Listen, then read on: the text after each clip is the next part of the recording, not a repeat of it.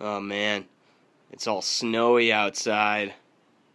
What a great time to talk about poverty, you guys. It's been a little while since I recorded a video. I've been basically working on other projects. I decided to start again today, one, because when it's cold like this and the internet isn't working, there's nothing else you can do.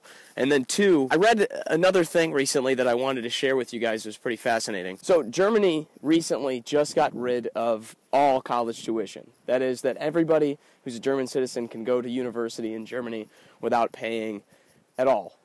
Holy crap, I hear you thinking, because I'm thinking it too. That's a lot of people. That's a lot of money. Wow, that could never happen in the United States.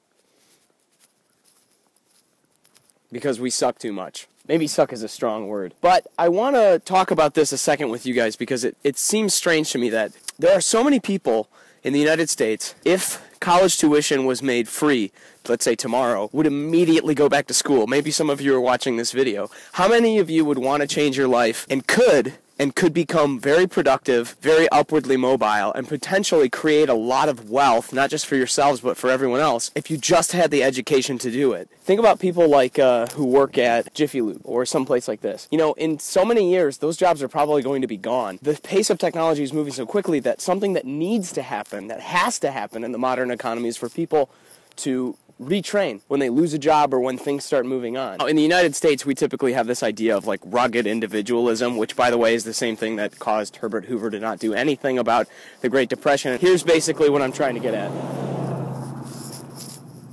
Here's what I'm trying to get at. What am I trying to get at? I had like an idea that I was going to do for this video. My hands are like really cold. That's right, rugged individualism. So the idea is that everybody in America is supposed to take care of themselves and pull themselves up on their bootstraps and all this kind of stuff. The complete idiocy of that analogy aside, this dialectic, this American dialectic, runs against the European and left-wing dialectic of community and the idea that we should support each other and people need to work together. The whole is greater than the sum of its parts and this kind of thing. Constantly in American politics, there's this discussion back and forth about the two.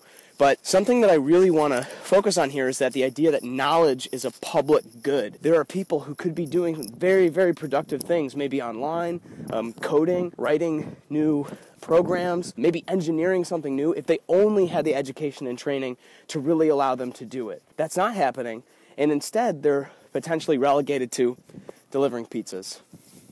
What a waste. This is a knowledge economy. And what does that mean? It means that as more information is created and is continued to be created, it becomes valuable. Having it becomes valuable. Having the next bit becomes valuable.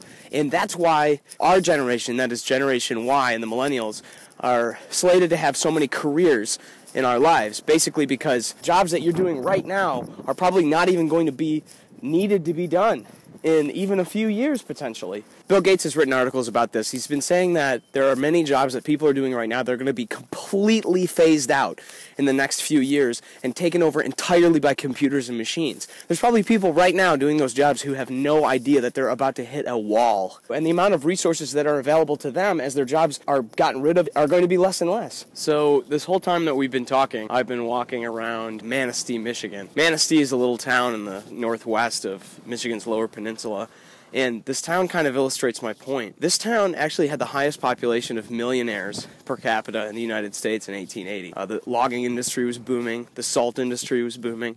There's actually a river here in town that feeds a few old plants on the lake that's just inland from Lake Michigan. But now, this town's economy has been demolished over the last century by industries that moved elsewhere, closed down, simply don't exist anymore. The people who have worked here have been forced to leave. Things like this happen, but something that is worth thinking about is how many of those people who lost their jobs to automation, moving overseas, all these types of things, how many of those people would have been so much better served, and therefore all of us better served, if they had been able to retrain quickly and join into the economy again with skills that would have carried them into a new industry. But that would cost a lot of money, right?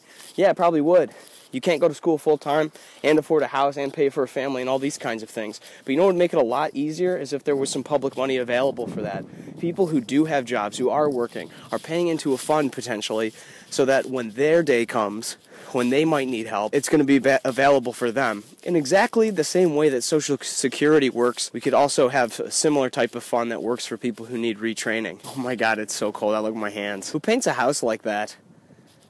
So in the US, we have things like infrastructure, roads, common goods. These things are common goods. We can all use them. Someone who wants to start a delivery business doesn't have to pay for every road that he's going to drive his truck on. That enables all of us to have a leg up. What I'm calling for in this video a little bit is a bailout for all of the people who might lose their jobs. In exactly the same way that banks got bailouts, normal people would get bailouts. You and me would get bailouts. Okay, I had to come back inside. It is way too cold out. Oh my God. So that's it. I would love to hear from you. Agree, disagree, whatever your thoughts are. Just go ahead and leave a comment. Or if you want, click that subscribe button. I'm going to have more of these videos coming out through into the spring on a more regular basis as I churn it out. I just got to get over this winter madness. Look at this. All right. The madness continues.